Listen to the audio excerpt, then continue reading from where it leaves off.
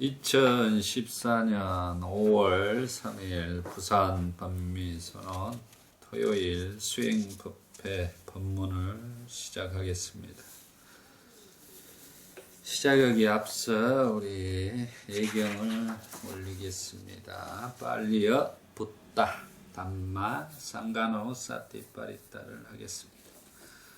나모 따사 바가와토 아라하토 삼마 삼부타사 나모 따사 바가와토 아라하토 삼마 삼부타사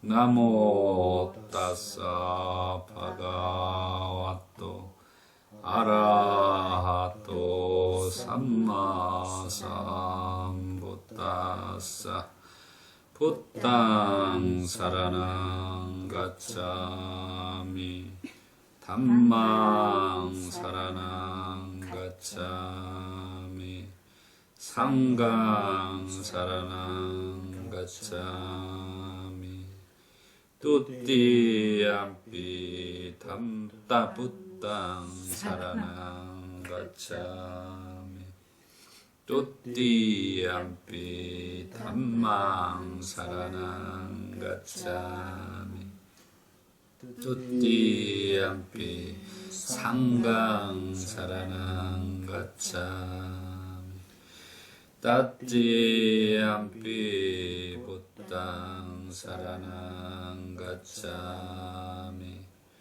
따띠암피 담망 사라낭 가짜미 따띠암피 상강 사라낭 가짜미 파나티 빠따 웨라마니 시카파당 사마디야미 아딘나다나 웨라마니 시카파당 사마디야미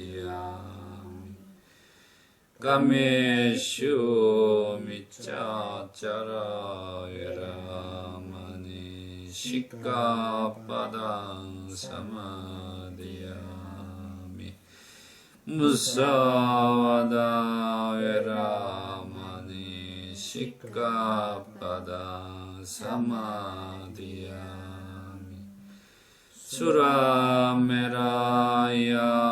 마짜밤마 타타나 웨라마니 시카파당 사마디야미 비티피소 파가와 아라항 삼마삼부타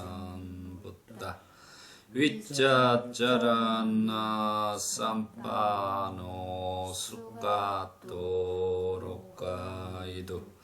아누따로 뿌리샤 탐마사라티 사타데와 마누사나 붓도 바가와 수아카토 바가와토 담마 산티티코 아칼리코 에히파시코 오빠네이코 빠짜당 웨디타포엔유히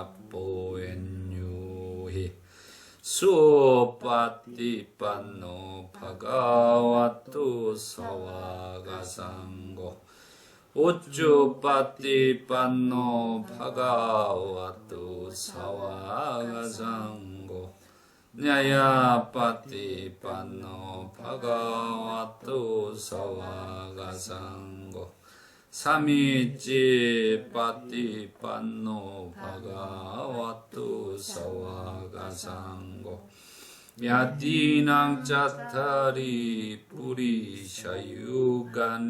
아타 뿌리샤 포칼라 에사 바가와토 사와가상고 아우네요 바우네요 다키네요 안잘리 까나리요 안욕다랑 뽕약계당 녹가사 와야 담마상카라 아빠마데나 삼파데타 사티파타나 부라흐마이야라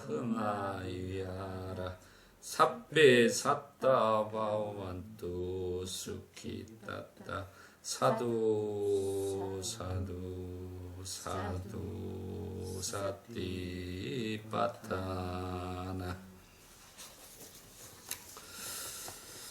네, 오늘은 사념처 수행법 중에서 호흡 사띠, 아나빠나 사띠와 무명과 무명에 대한 명지에 대해서 또 알아보고, 명지란 무엇을 말하는가 하는 것을 분별경에서 알아보는 시간으로 법문을 하겠습니다. 먼저 우리가 부처님께서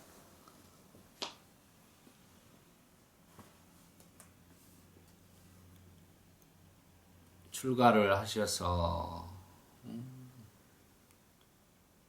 알라라 깔라마 스승을 만나서 무소유처 선정 수행을 배우게 되었으나 그게 만족을 하지 못하고 우따까 라마푸따를 찾아가서 비비상처 선정을 터득하고도 거기에 만족을 하지 못하시고 고행을 하셨습니다. 고행을 인간으로서 할 수 있는 최고의 고행을 해봤으나 6년 동안 깨달음을 얻을 수가 없었습니다. 그래서 방법을 바꾸시게 되는 것입니다. 그때 당시 이제 방법을 바꾼다는 것은 인도 그때 당시 모든 수행의 체계, 무소유처정, 비상피비상처정, 또 그때 문화의 고행이라는 인간의 영혼만이 깨끗하고 육체는 더러운 걸로 봤기 때문에 수도 없는 고행을 했던 것입니다. 하지만 부처님께서는 그 고행을 통해서도 생로병사를 해결할 수 있는 방법이 없다는 걸 깨닫게 됩니다. 그래서 혹시 어렸을 때 잠부나무 아래에서 명상에 들었던 그런 것이 아닐까. 그때 굉장히 선정에 들었을 때 행복했었다는 것을 기억으로 떠올리게 됩니다. 그때 초선정에 들었던 수행법이 아닐까라고 생각을 하게 됩니다. 그때 했던 수행법이 바로 아나빠나사티 수행을 통해 그때 아나빠나사티 명상을 통해 초선정에 들어간 것을 기억을 하게 된 것입니다. 그래서 이 아나빠나사티 경전이 이렇게 전해지고 있는 것입니다. 오늘은 마지막 니까야 118번 경에 호흡사티, 아나빠나사티 경을 우리가 한번 알아보고 그 다음에 무명경에 대해서 한번 알아보는 시간을 갖겠습니다. 자료를 보시고 경전을 한번 독송해 보겠습니다. 이와 같이 나는 들었다 한때 세종께서는 사와띠시의 뿌빨라마에 있는 미가라따뚜 마뚜 강당에 잘 알려진 장로 수행승들. 이제 장로 수행승들은 우리가 이제 부처님의 이제 그러니까 훌륭하신 제자분들을 말하고 있습니다. 즉 존자 사리뿌따, 존자 마하모칼라나.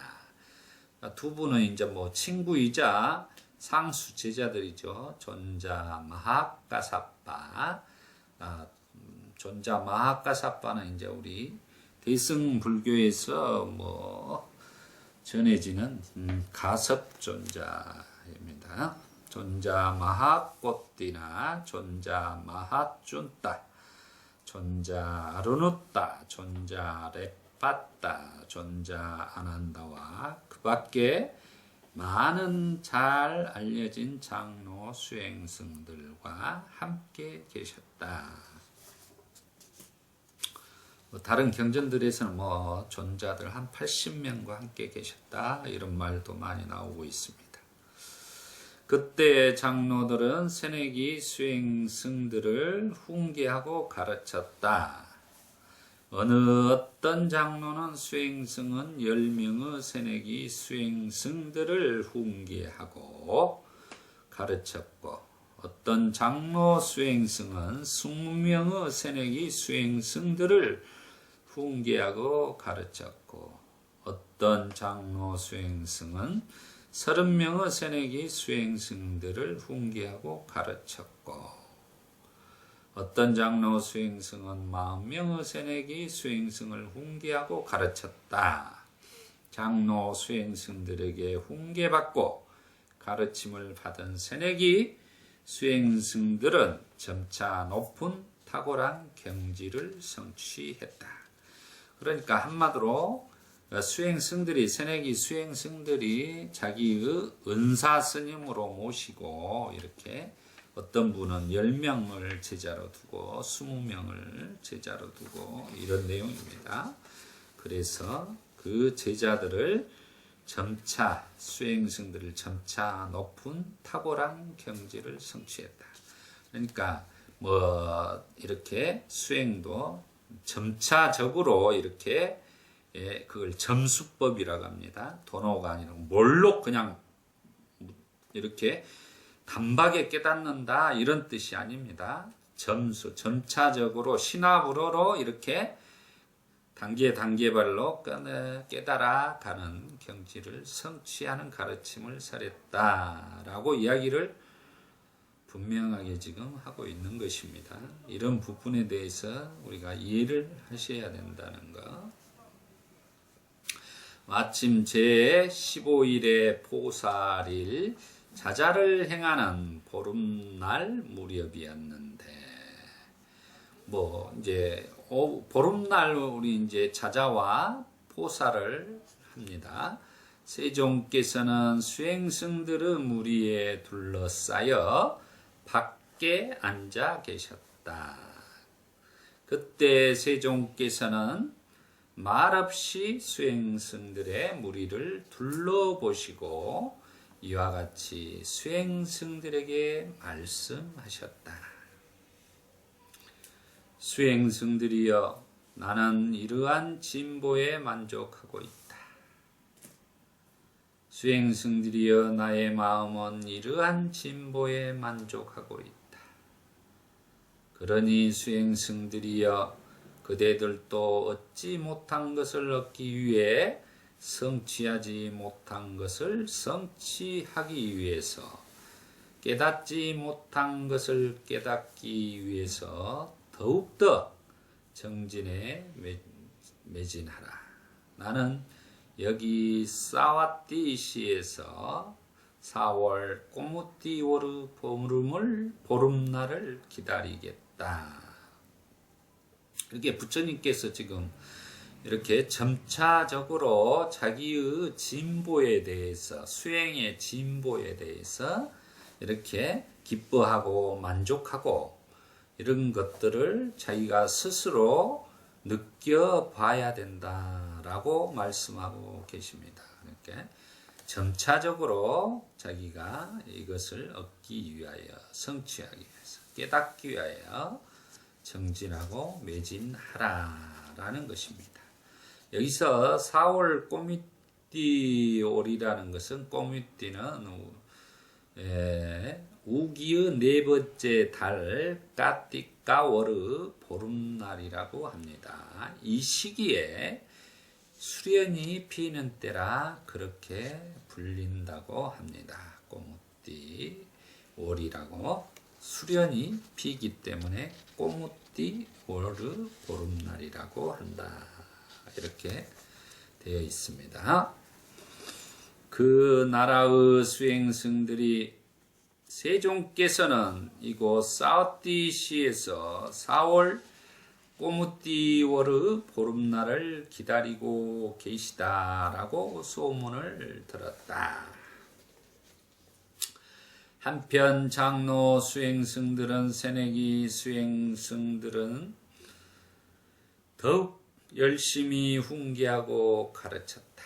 어떤 장로 수행승은 10명의 새내기 수행승들을 훈계하고 가르쳤고, 어떤 장로 수행승은 10명의 새내기 수행승들을 훈계하고 가르쳤고, 어떤 장로 수행승은 20명의 새내기 수행승들을 훈계하고 가르쳤고, 어떤 장로 수행승은 30명의 새내기 수행승들을 훈계하고 가르쳤다.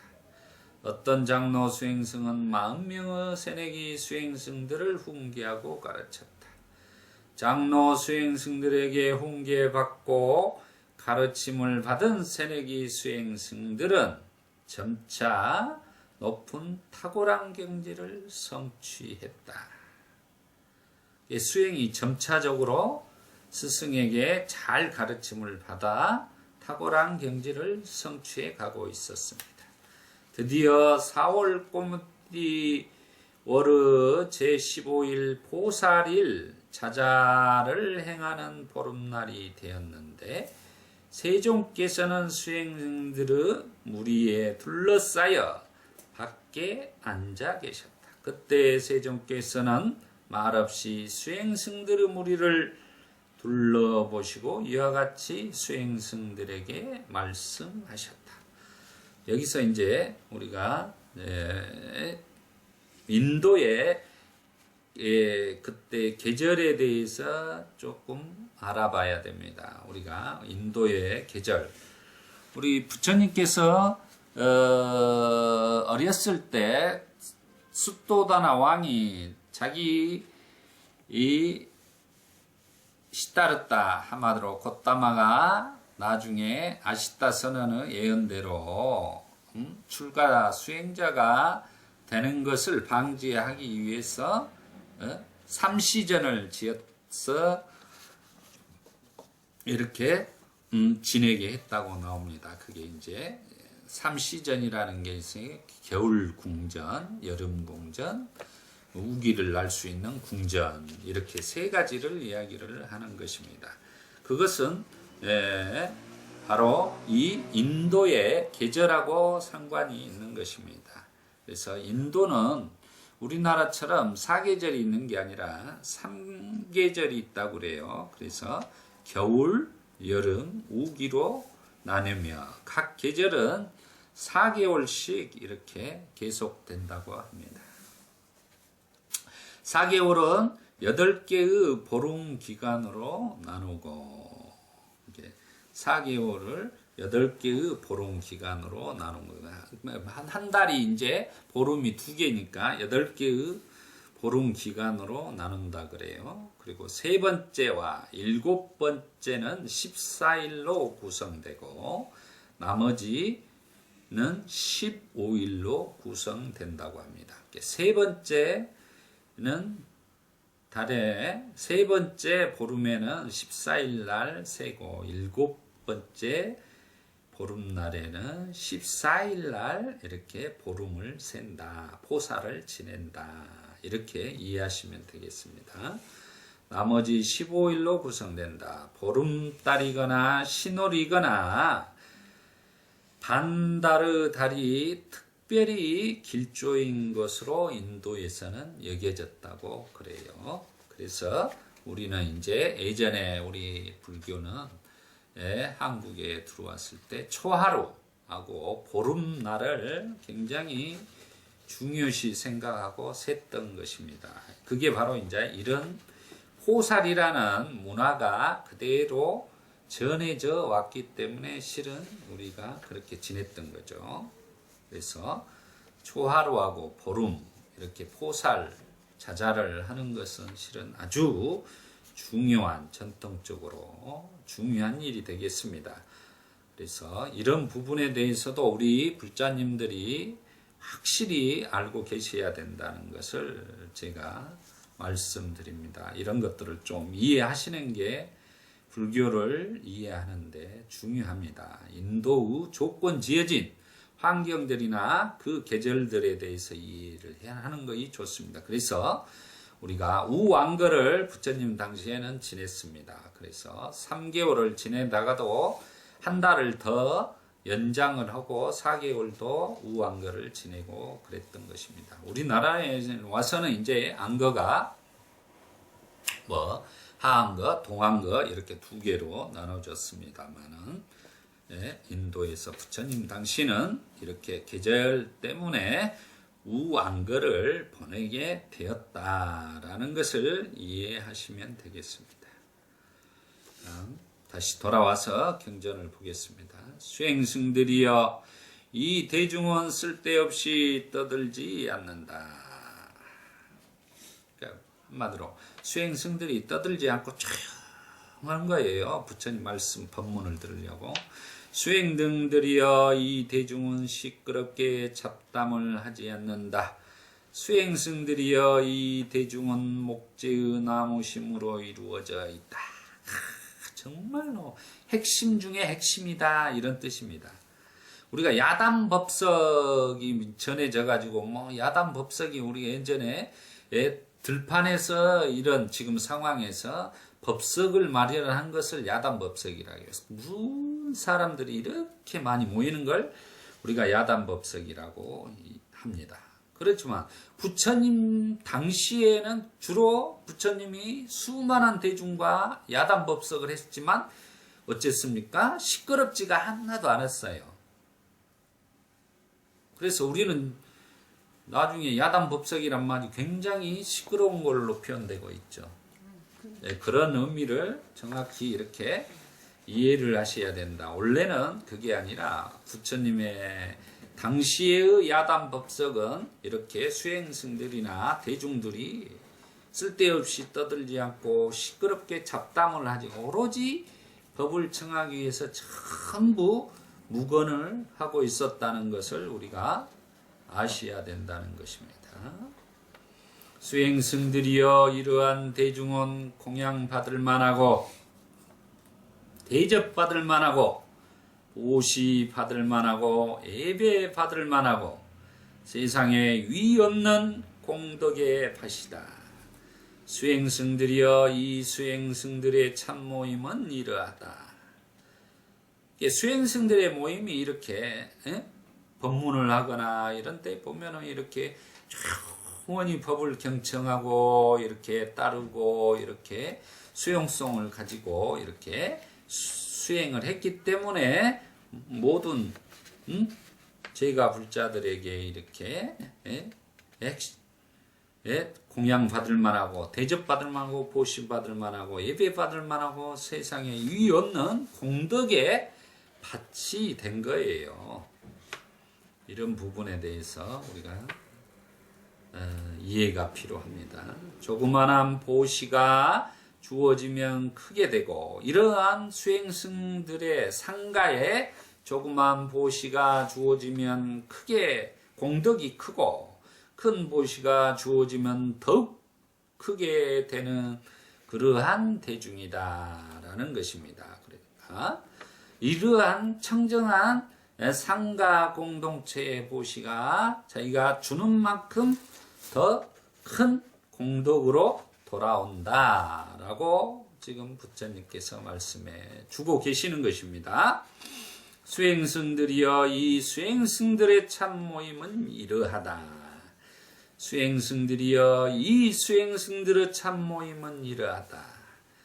수행승들이여 이 대중은 이러하다.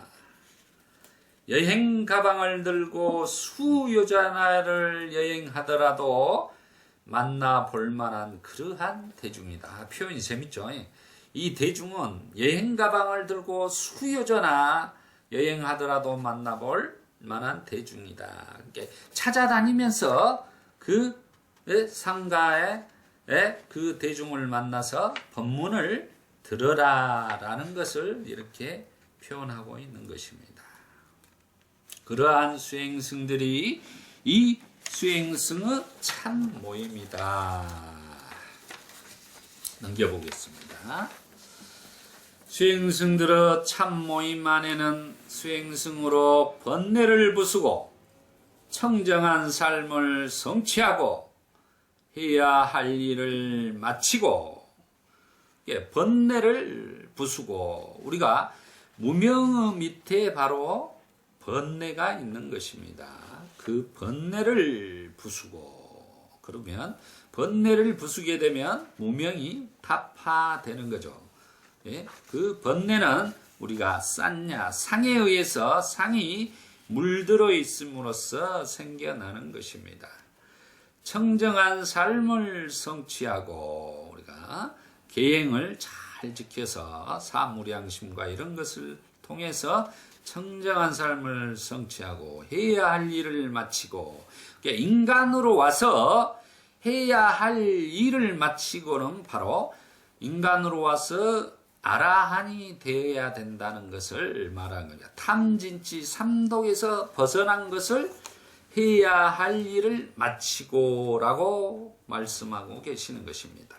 짐을 내려놓고 이랬습니다. 짐을 내려놓고는 바로 우리의 감각적 쾌락의 욕망이라든가 분노라든가 폭력이라든가 탐진치 삼독이라든가 우리가 말한 팔정도에서 거짓말, 이간질, 성내는 말, 우리가 또 살생, 또 거짓말,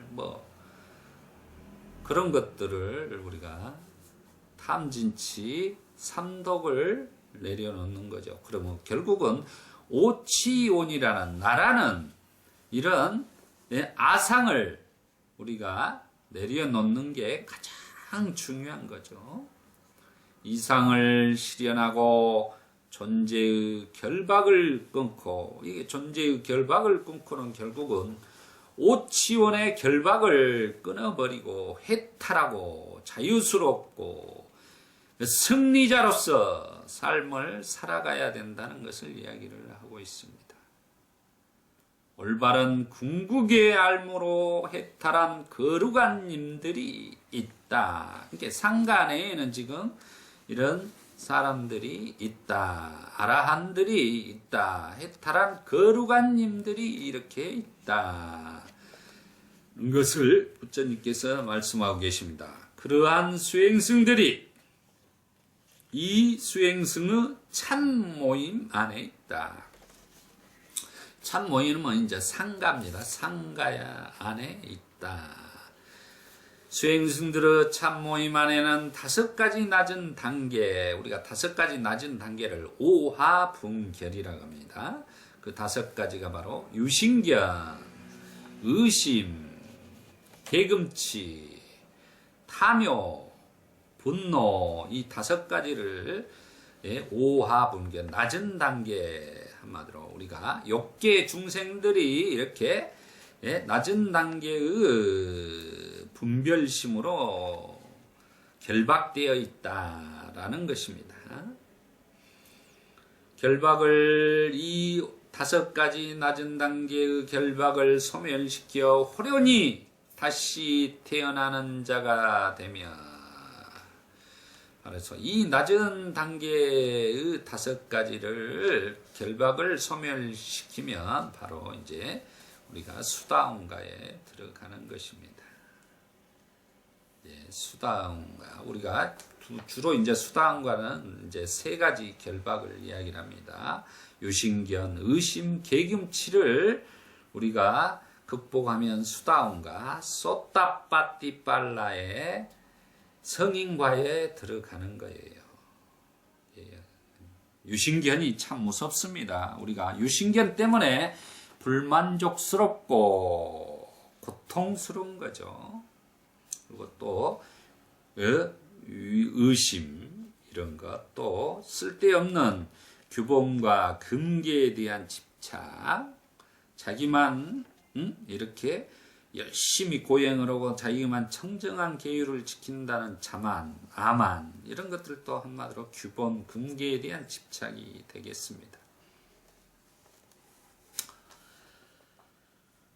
그러니 다시 태어난 자가 되며 그곳에서 완전한 열반에 드는 돌아오지 않는 님들인 수행승들이 있다. 이러한 수행승들이 이 수행승의 참 모임 안에 있다. 이제 5가지를 끊게 되면 바로 뭐예요? 우리가 사다음과에 들어가는 것입니다.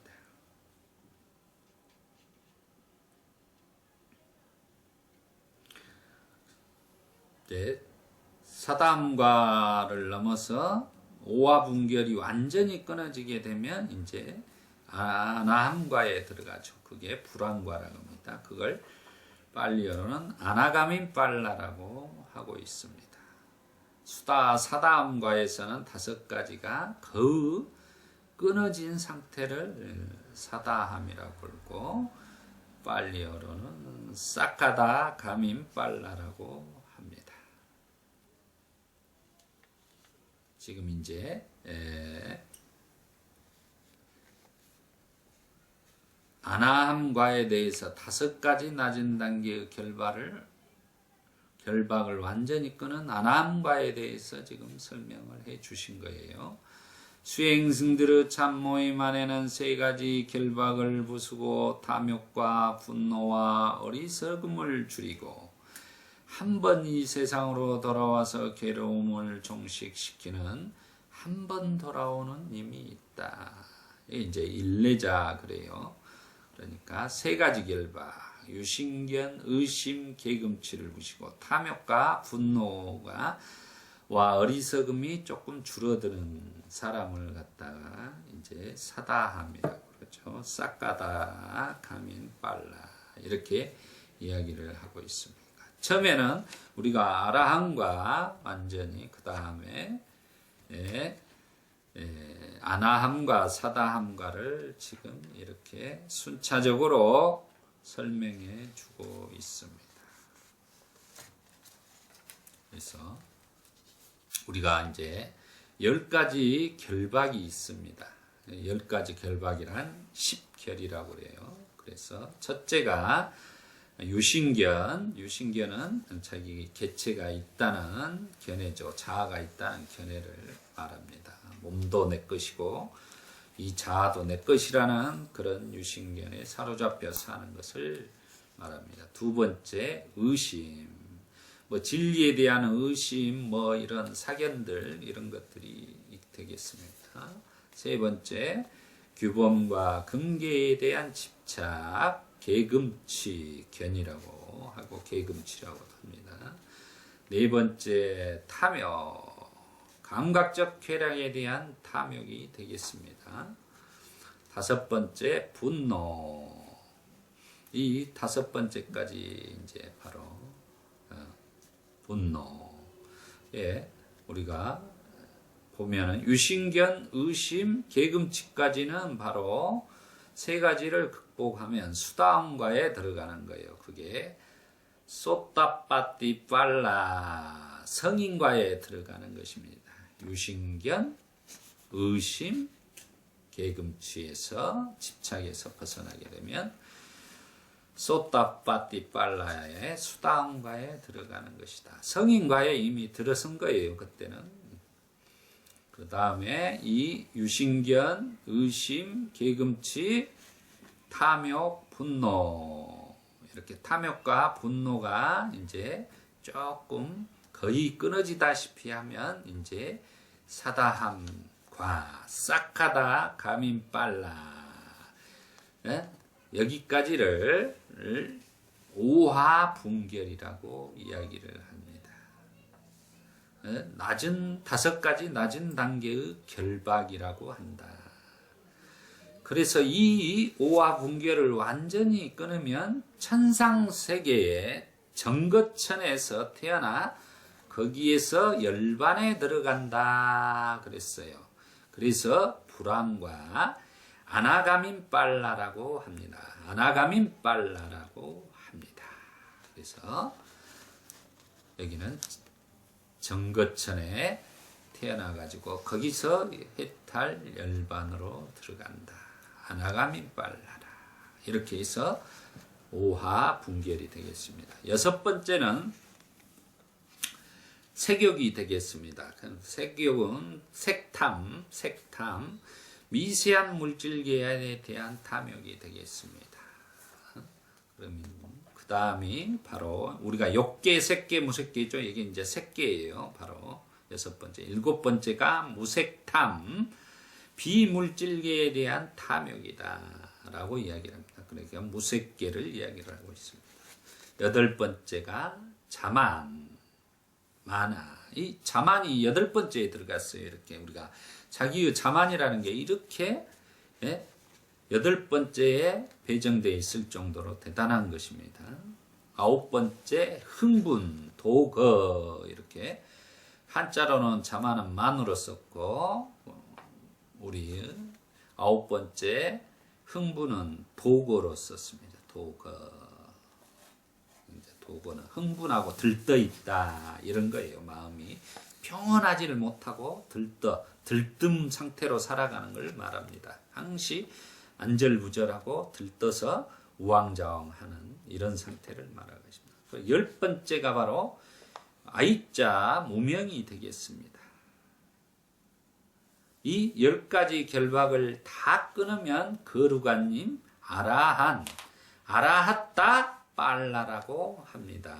이 가운데 거루가님을 제외하면 7가지 학인의 단계가 있는 학인을, 그러니까 거루가님을 빼고 이제 7가지 학인의 단계에 있는 사람들을 세카해서 유학이라고 그래요.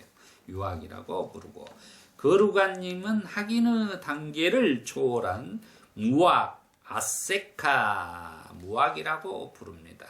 우리가 요즘에 이제 TV에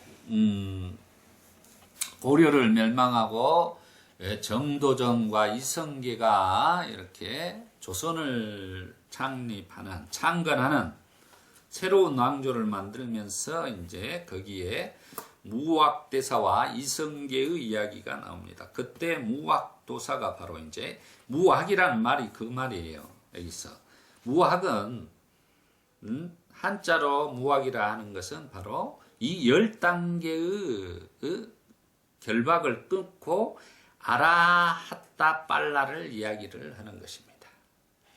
그래서 그걸 무학선사 그랬죠. 우리가 무학대사 그랬죠. 그래서 무학이라는 말이 바로 그 뜻이라는 것을 우리가 이해를 해야 돼요. 무학대사가 얼마나 대단했는가라는 것은 얼마나 대단했게 무학, 배울 것이 없다 이런 것이죠. 인간으로 태어나서 더 이상 배울 것이 없다, 할 일을 다해 마쳤다. 그래서 무학, 아세카 이렇게 표현하는 겁니다. 유학은 세카 이렇게 표현하고요. 그래서 이런 부분들에 대해서 이해가. 그래서 여기서 이제 마지막 10번째 무명에 대해서 이야기가 나왔습니다. 그러면 우리가 12연기에서도 연기법에서도 무명, 행식 이렇게 무명이 제일 먼저 뿌리가 된다고 그랬습니다. 그래서 무명에 대해서 우리가 분명한 이해와 또 명지, 반대되는 명지에 대해서 알아보겠습니다. 제가 준 자료, 다른 것, 조그마한 소자료 한번 보시죠. 쌍육다니까야 5권 45번 무명의 아이자 수따 경 무명의 경을 한번 보겠습니다.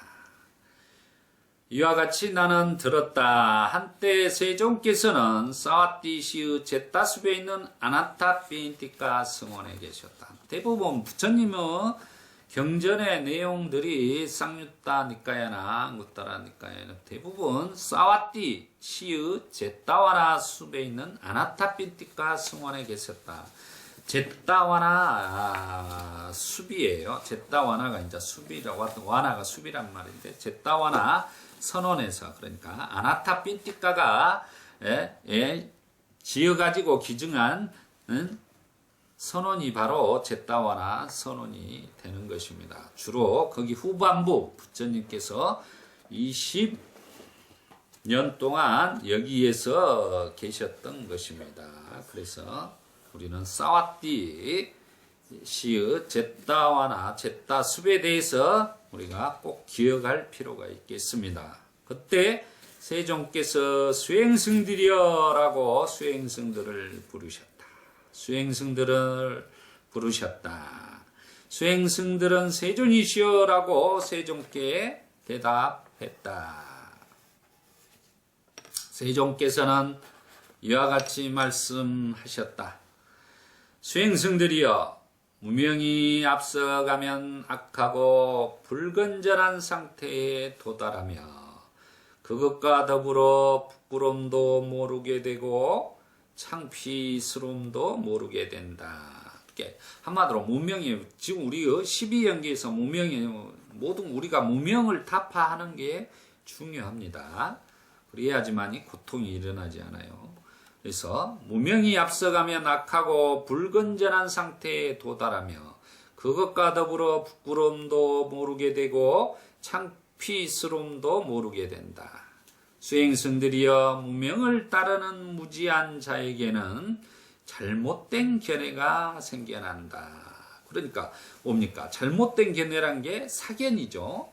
사견이 정견이 없는 우리가 팔정도의 쌈마디티가 잊지를 못하고 잘못된 견해에 의해서 살아가는 거예요. 그 무명에 쌓인 자죠. 창피함도 모르고 부끄럼도 양심의 가책도 모르고 우리가 세월호 참사에서 그런 것처럼 그 자기의 양심과 인간으로서 창피함도 모르고 양심도 없고 잘못된 견해로 인해서 자기들만 살고자 나오는 견해가 바로 잘못된 견해예요. 죽어가는 사람들을 앞에 놔두고 자기만 살겠다고 팬티바람으로 도망쳐 나오는 선장의 모습을 봤을 때 이게 바로 우리 인간의 모습에 잘못된 견해가 무명에 쌓여있는 사람의 모습이다라는 것입니다. 그래서 부처님이 이 무명을 타파하라고 한 거예요. 그 무명을 타파하지 않고서는 이 사회가 정말 건전하고 행복한 사회로 갈 수 없다는 거예요. 인간의 무명에 갈수록 덮여가는 이 사회에 우리는 정말 무명을 타파하는 불자가 되어야 될 것입니다.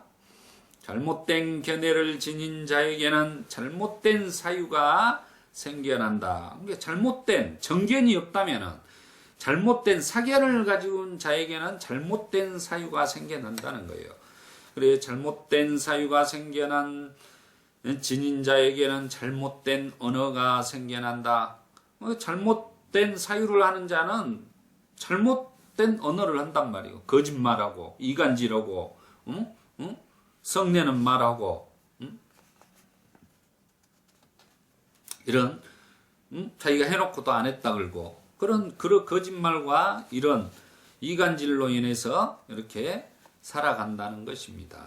그건 사유가 잘못됐고 견해가 잘못됐기 원인에 의해서 그런 거예요.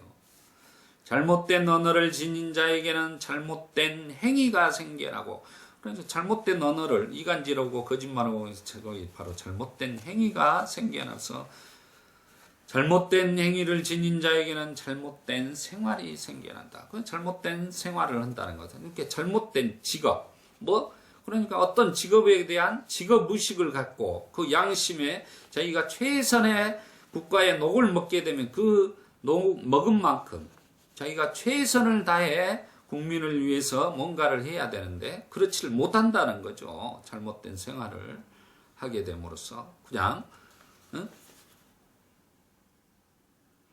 잘못된 생활을 지닌 자에게는 잘못된 정진이 생겨난다. 그러니까 잘못된 정진이라는 것은 뭐 한마디로 뭡니까? 네 가지 잘못. 아직 일어나지 않는 나쁜 행위는 일어나지 않게 하고 지금 일어나서 나쁜 행위는 끊어내고 아직 일어나지 않은 좋은 선업은 일으켜 세우고 지금 하고 있는 선업은 더욱 하려고 하는 이런 생활을 하지를 못한다는 거예요. 그러다 보니까 자기만 살겠다고 나오고 그 수많은 학생들이 젊은 꽃다운 청춘들이 죽어가고 있는데도 나만 살면 돼 하고 나오는 거죠. 정말로 이런 문제가 큽니다. 이 사회가 잘못된 정진을 지닌 자에게는 잘못된 쌌띠가 생겨난다. 잘못된 한마디로 첫 단추가 잘못 끼어지니까 이렇게 잘못된 쌌띠까지 오게 되는 거예요. 쌌띠 자체가 지금 바르지를 못고 쌈마 쌌띠가 되지 올바른 쌌띠가 되지 뭐 잘못된 쌌띠로서 도둑질하는데 더 알아차림을 하면은 어떻게 돼서 대도가 되는 거죠. 완전히 큰 도둑이 돼서 한마디로 가정을 다 털고 또 대도가 돼서 나라를 갖다가 망치게 만들고 그러는 거죠. 잘못된 삿띠를 지닌 자에게는 잘못된 사마디가 있다. 그래서 마음이 편할 날이 없어요. 평정을 찾지를 못하고 우리가 보고 아까 말한 것처럼 들떠 있고 항시 흥분되어 있고 눈이 그냥 왔다 하면서 그러는 거죠. 안정을 찾지 못하는 삶을 살아간다라는 것을 지금 무명이 앞서간다는 거예요. 그 무명 때문에 지금 자기가 평화스러움, 평온함 이런 삶을 쑥하, 불만족이 없는 그런 삶을 살아가는 것, 삶을 살지를 못한다는 것입니다. 그게 바로 무명이다라고 지금 아이자 이렇게 설명을 하고 있는 거예요. 그러면 위자 명지에 대해서 살펴보겠습니다.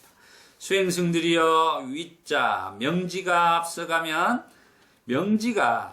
한마디로 명지가 앞서가면 착하고 건전한 상태에 도달하여 하며 그것과 더불어 부끄러움을 알게 되고 창피스러움을 알게 되고 우리 이 사회가 정말로 부끄러움과 창피를 모르고 살아가는 게요. 나만 잘 되면 돼. 나만 대박을 이루면 돼. 이런 세상에 사니까 부끄러움과 창피를 모르는 거예요. 안면 까고 그냥 살면 된다. 이런 생각으로 산다는 거죠. 수행승들이여 명지를 따르는 지혜로운 자에게는 올바른 견해가 샌다. 이게 올바른 견해, 삼마디티가 이게 중요한 거예요. 올바른 견해를 우리가 세우는 게 가장 중요한 부분입니다. 팔정도 중에. 올바른 견해를 지닌 자에게는 올바른 사유가 생겨나고 올바른 사유를 지닌 자에게는 올바른 언어가 생겨난다. 올바른 언어를 지닌 자에게는 올바른 행위가 생겨난다. 올바른 행위를 지닌 자에게는 올바른 생활이 생겨난다. 올바른 생활을 지닌 자에게는 올바른 정진이 생겨난다. 올바른 정진을 지닌 자에게는 올바른 삿띠가 생겨난다. 올바른 삿띠를 지닌 자에게는 올바른 사마디가 생겨난다. 이렇게 해서 정견을 자기가 정말 정견, 사성제에 대한 진리에 대한 이런 것들을 알게 되면은 이렇게 정말 평화스러운 삶을 살아갈 수 있다는 거예요. 그걸 명지라고 하는 거예요. 그럼 여기서 올바른 견해, 올바른 사마디가 무엇인지를 바로 알 수 있는 경전을 함께 해보겠습니다. 쌍유따니까야 4권 45번 분별경 위반과 숫다에서 우리는 이 올바른 견해, 팔정도가 과연 무엇을 말하고 있는가에 대해서 분명한 이해가 필요합니다. 팔정도란 부처님이 그렇게 강조했던 팔정도를 통해서 우리가 팔정도가 있는 삶 자체가 바로 부처님은 뭐라 했죠? 위자, 명지이다 이 말이에요. 명지 자체는 바로 팔정도의 삶이라고 지금 이렇게 두 가지 경전에서 연결해서 볼 수 있는 것입니다. 그럼 보시죠. 한때 세종께서는 사와띠에 계셨다. 수행승들이여 8가지 고귀한 길을 설하고 분별해 보이겠다. 듣고 잘 새기도록 해라. 내가 설하겠다. 세존이시여 알겠습니다. 수행승들이 세종께 대답하자 세종께서는 이와 같이 말씀하셨다. 수행승들이여 8가지 고귀한 길이란 무엇인가? 그것은 바로 올바른 견해, 올바른 사유, 올바른 언어, 올바른 행위, 올바른 생활, 올바른 정진, 올바른 사띠, 올바른 사마디이다. 제가 웬만하면 올바른 사띠와 올바른 사마디는 원어로 그냥 이렇게 썼습니다. 다른 표현 올바른 사마디는 먼저 올바른 삼매라고도 할 수 있고 집중이라고 이렇게 번역하고 있는데 저는 원어 그대로 올바른 사마디로 쓰겠습니다. 수행승들이여 올바른 견해란 무엇인가? 이제 첫 번째 이 팔정도는 이렇게 첫 번째 올바른 견해를 갖는 것부터 우리가 중요해요. 그러니까 우리가 알라라 깔라마라든가 우따까라마 붓다에게 부처님이 그때 당시 그 수행자들은 무소유총과 비비상처 정을 터득했으나 이분들이 깨달음을 못 얻었던 것이 뭐죠? 그 사람들은 그 수행으로 선정 수행으로 천상세계에서 나서 살아간다고 했어요. 그것을 해탈열반이라고 생각을 했다는 거예요. 그게 이제 바로 사견이었죠. 그렇지만 부처님께서는 그것이 아니다라는 것을 알고 정견을 갖게 되었던 것입니다. 그래서 깨달음의 길로 갈 수 있었던 거예요. 그 두 분 스승은 알라라 깔라마 우따까라마 붓다는 정견을 갖지를 못했다는 것. 이게 아주 중요한 불교사의 중요한 대목입니다. 정견의 중요성이 그렇게 큰 거예요. 정말로 정견을 가져야지만이 우리가 처음에는 모르지만 이 정견을 갖고 사견하고 이게 한번 갈라지기 시작하면 나중에 세월이 지나서 만날 수가 없는 거리로 멀어져 버리는 것입니다. 그래서 우리가 정견을 바른 견해를 갖는다는 것이 얼마나 중요한지 우리 불자님들은 올바른 견해를 가져야 된다는 것입니다. 그거에 대해서 부처님이 분명하게 말씀을 해 주신 것입니다. 올바른 견해는 무엇입니까? 무엇인가 하고 부처님이 말합니다. 수행승들이여 첫 번째 괴로움에 대해 알고 두 번째 괴로움의 발생에 대하여 알고 세 번째 괴로움 후 소멸에 대해 알고 네 번째 괴로움 후 소멸로 이끄는 길에 대해 알면 수행승들이여 이것을 올바른 견해라고 한다. 저번 주 시간에 우리가 사성제에 대해서 공부를 해봤죠. 그러면 이 불교는 사성제를 빼고는 말할 수가 없어요. 진리 중에 최고의 진리는 사성제요. 길 중에 최고의 길은 팔정도요. 이렇게 두 개가 올바른 견해에서 맞물려 있는 거예요. 뗄래야 뗄 수가 없는 것입니다. 팔정도와 사성제는. 그래서 우리가 사성제를 아는 것이 바로 올바른 견해라는 거예요. 왜? 그것은 우리가 이 고통을, 두카, 불만족을 해결할 수 있는 것은 알아야 된다는 거죠. 올바른 견해로. 그래야지만 그 고통의 원인을 우리가 정확하게 알아야서 그 고통을 해결하는 방법에 대해서 알았을 때만이 정확하게 그 길을 갈 수 있다. 이런 것입니다. 수행승들이여 올바른 사유란 무엇인가? 수행승들이여 욕망을 여인 사유를 하고, 우리가 욕망을, 감각적 쾌락의 욕망을 여인 사유, 그 감각적 쾌락의 욕망을 버려라는 것이죠. 두 번째, 분노를 여인 사유를 하고, 세 번째, 폭력을 여인 사유를 하면 수행승들이여 이것을 올바른 사유라고 한다 그랬습니다. 올바른 사유라는 것은 바로 이렇게 세 가지로 분명하게 이야기를 해주고 있다라는 것을 아셔야 된다는 것을. 정견은 우리가 네 가지로 고진멸도에 대해서 이야기를 하고 있고, 부처님은 이렇게 올바른 사유란 세 가지로 부처님이 말씀을 해주는 거예요. 욕망을 여인 사유, 분노를 여인 사유, 폭력을 여인 사유. 그래서 우리가 분노하고 성내고 이런 것들을 해서는 안 되는 것이죠. 또 폭력을 어떠한 미물들에게도 폭력을 해서는 안 된다는 거죠. 그래서 우리가 불교에서 살생하지 말아가 있는 것입니다. 수행승들이여, 그럼 올바른 사유란 무엇인가? 올바른 언어란 무엇인가? 수행승들이여, 올바른 언어란 거짓말을 하지 않고, 이간질을 하지 않고, 욕지거리를 하지 않고, 이 욕지거리는 이제 분노나 성냄이나 이런 것들이 되겠습니다. 꾸며대는 말을 하지 않으면 수행승들이여 이것을 올바른 언어라 한다. 그래서 올바른 언어에 대해서 우리가 네 가지로 부처님이 분명하게 지금 말씀해 주고 계시는 것입니다. 그래서 이런 우리가 말을 하더라도 이렇게 올바른 언어를 사용을 해야 된다는 거. 이게 순차적으로 우리가 이 평화를 얻고 평온을 얻고 행복한 삶을 살기 위해서는 이렇게 순서적으로 이런 것들을 해 나가야 된다는 겁니다. 수행승들이여 올바른 행위란 무엇인가? 수행승들이여 살아있는 생명을 해치지 않고, 아까 이제 폭력을 여인서하고 똑같이요. 우리가 살생하지 말고, 주지 않는 것을 빼앗지 않고, 우리가 도둑질하지 말고, 순결하지 못한 삶을 살지 않는다면 수행승되어 이것을 올바른 행위라고 한다. 우리가 5개를 말하지 않고 3개를 말하고 있습니다. 올바른 행위에서는. 다음에 수행승들이여 올바른 생활이란 무엇인가 했습니다.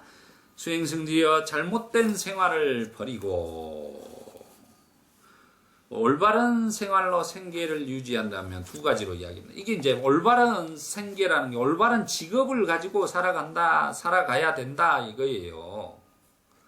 그래서 우리가 뭐 인신매매를 한다, 뭐 마약을 판다, 뭐 무기를 판다, 고기를 판다, 뭐 이런 그런 생계들에 대해서 고기를 잡아 죽인다, 뭐 이런 것들의 직업을 웬만하면 갖지 말아라 이렇게 하는 거예요. 건전한 직업을 가지고 자기가 정정당당하게 이렇게 양심의 가책 없이 살아가라. 그렇게 생계를 유지해라. 그런 것입니다. 올바른 생활이라는 게. 비굴하게 살지 말고 자기가 노력한 만큼 정당하게 정당한 방법으로 이렇게 생활을 해 나가라 라는 것입니다. 올바른 생활이라는 것은. 수행승들이여 올바른 정진이란 무엇인가? 수행승들이여 올바른 불교에서 올바른 정진이란 바로 아까도 말씀드렸지만 수행승들이여 이제 자세히 보겠습니다. 4가지로 이야기를 합니다. 아직 생겨나지 않은 악하고 불건전한 것들을 생겨나지 않도록 의욕을 일으키며 정진하고, 의욕을 일으켜 정진하고, 의욕을 일으켜서 정진해야 된다는 말이에요. 불건전한 것이 생겨나고, 정근하고 마음을 책리하고 노력하고 이렇게 강조를 하고 있습니다. 의욕을 일으키고 정진하고 정근하고 마음을 책리하고 노력하고까지 부처님은 말씀하고 계세요. 이미 생겨난 악하고 불건전한 것들을 버리도록 의욕을 일으켜 정진하고 정근하고 마음을 책리하고 노력하고, 아직 일어나지 않은 건전한 상태를 일으키도록 의욕을 일으켜 정진하고 마음을 책리하고 노력하고. 네 번째, 이미 생겨난 건전한 상태를 유지하여 잊어버리지 않고 증가시키고 확대시키고 개발시키고 충만하도록 의욕을 일으켜 정진하고 정근하고 마음을 책려하고 노력한다면 수행승들이여 이것을 올바른 정진이라고 한다. 건전한 상태를 유지하고 잊어버리지 않고 증가시키고 확대시키고 개발시키고 충만하도록.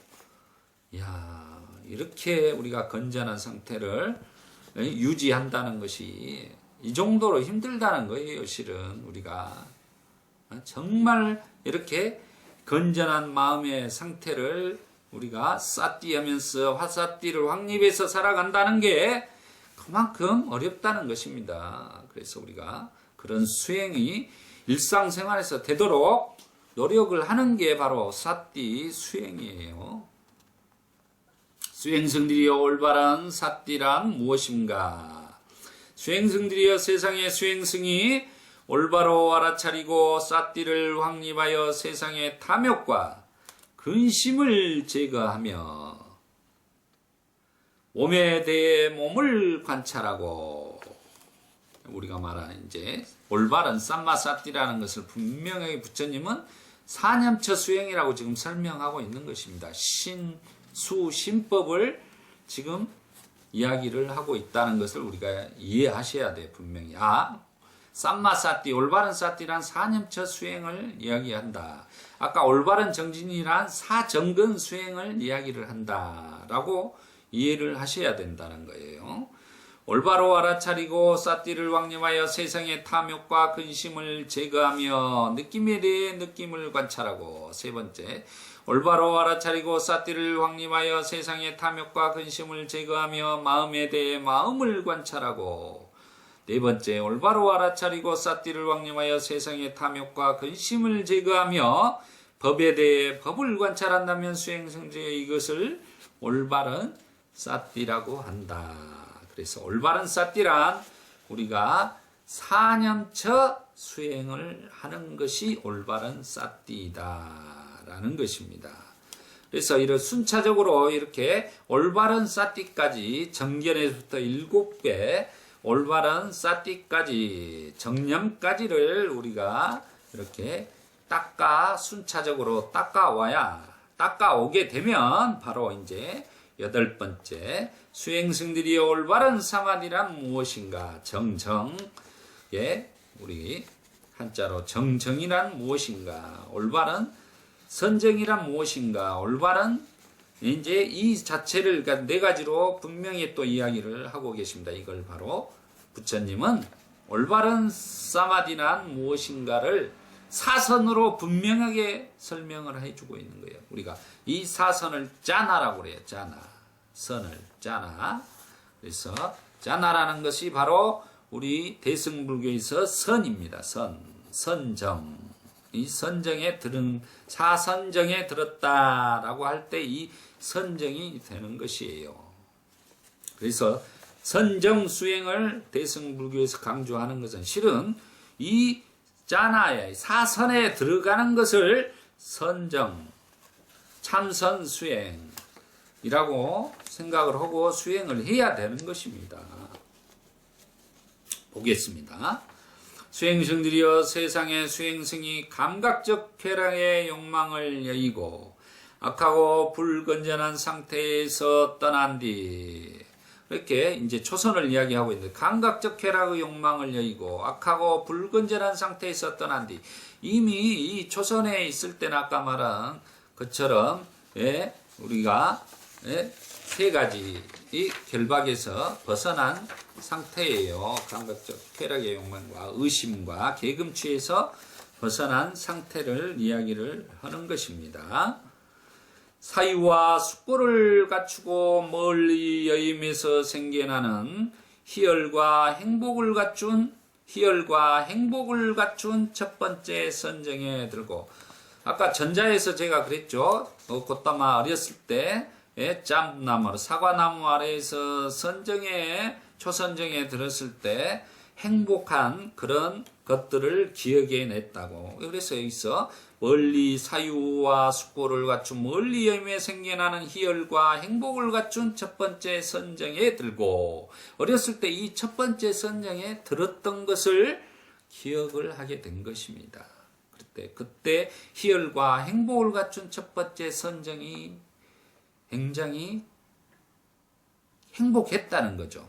그래서 고행을 끝내고 우리가 왜 고행만 해야 될까? 이렇게 행복하게 수행을 하면 안 될까? 라고 사유를 한 거예요. 그래서 숙고를 갖추고 이렇게 행복에 든 희열과 행복에 든 선정으로 갈 수 있었던 것이에요. 아나빠나사티 수행을 통해서. 그 이유를 분명히 우리가 이렇게 이해를 하셔야 된다는 거예요. 연결지어서. 두 번째, 사유와 숙고가 멈추어진 내적인 평온과 마음의 통일을 이루고, 사유와 숙고를 여이어 삼매에서 생겨나는 희열과 행복을 갖춘 두 번째 선정에 들고, 여기서 내적인 평온과 마음의 통일을 이제 심일경성 이렇게 표현을 하고 있습니다만은, 마음이 이제 이렇게 한 곳으로 집중되어 있다라고 보시면 되겠습니다. 사유와 숙고를 위하여 삼매에서 생겨나는 희열과 행복을 갖춘 두 번째 선정에 들고, 이제 이선이라고 그러죠. 초선 이선정 이렇게 보면 되겠습니다. 세 번째, 희열이 사라진 뒤 평정하고 사띠가 있고, 세 번째 삼선에 들어가서는 평정하고, 이때부터는 사띠가 이렇게 분명하게, 사띠와 쌈빠자나가 분명하게 여기서 드러나는 거예요. 사띠와 쌈빠자나, 분명한 안무로 신체적으로 행복을 느끼며 고귀한님들이 평정하고 사띠가 있고 행복하다고 표현하는 세 번째 선정에 들어간다 그랬습니다. 사띠가 있고 행복하다, 평정하고, 이런 부분에 대해서 핵심 포인트를 좀 잘, 그러니까 이 선정 상태에 들어있어도 지금 사띠와 분명한 알무로서 우리가 무상고무아에 대해서 우리가 분명히 알고 있는 상태라고 이해를 하셔야 된다는 것입니다. 여실직연이 갖추어져 있는 것이고, 열이자기도 포함되어 있는 것이다 라는 것을 이해하셔야 돼요. 행복, 네 번째 사선, 행복도 고통도 버려지고, 네 번째 가서는 행복도 고통도 버려진 거예요. 초월해버리는 거죠. 행복, 수카, 두카도 지금 초월하고, 기쁨도 근심도 사라진 뒤 괴로움도 없고 즐거움도 없는 평정하고 사띠가 있는 청정한 네 번째 선정에 든다면 수행승들이여 이것을 올바른 사마디라고 한다 그랬습니다. 한마로 올바른, 우리가 바로 해탈 열반을 이룰 수 있는, 바로 이 8가지의 팔종도가 무명의 반대말인 아이자의 반대말인 위자, 명지가 바로 지금 이 팔종도를 말하는 것입니다. 다시 줄여서 말하면 이 팔종도는 이제 사념처 수행이 되는 것입니다. 정견부터 우리가 정념까지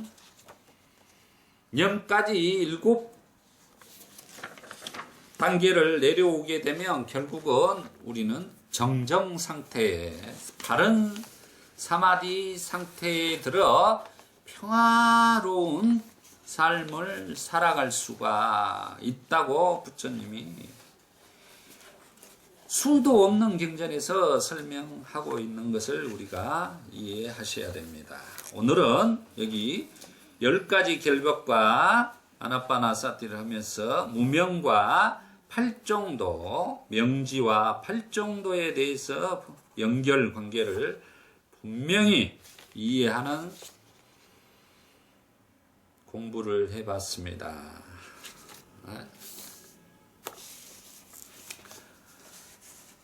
우리가 전법 선언문하고 축원하고 끝내겠습니다. 전법 선언문은 어때 부처님은 바라나시에 이시빠따나의 사슴동산에 계셨다.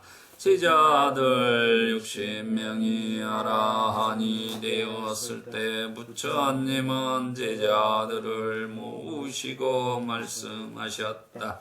비구들이여 나는 모든 속박에서 벗어났다. 그대들도 또한 모든 속박에서 벗어났다.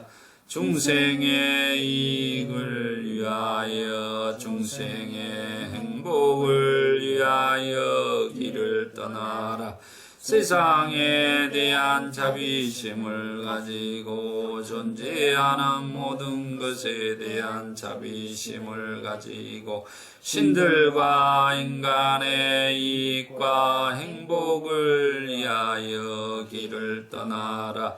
둘이 함께 같은 길을 가지 마라. 처음도 훌륭하고 중간도 훌륭하고 끝도 훌륭하고 바른 뜻과 문장을 갖춘 가르침을 설하여라. 완전하고도 청정한 수행의 삶을 보여주어라. 세상에는 더러움에 덜 물든 사람들도 있다. 다만 그들은 가르침을 듣지 못하였기 때문에 멀어졌지만 만일 그들이 가르침을 듣는다면 그것을 곧 알아들을 것이다. 비쿠들이여 나도 또한 가르침을 설하기 위하여 우르엘라의 세라니 마을로 가야겠다. 오늘은 축원하겠습니다. 오늘은 아나빠나사티 수행과 10가지 결박, 그리고 10가지 결박 중에서 특히 아이자 무명과 위자 명지에 대해서 팔정도와 함께 더불어서 알아보는 시간을 가졌습니다. 이 공부한 공덕으로 우리 법우님들 이생의 몸과 마음의 고통이 소멸하고 도가를 성취하시기를 축원해 올립니다. 사두 사두 사두 사띠 빠타나. 오늘 모든 법우님들 초파일 잘 세기 바랍니다. 수고하셨습니다.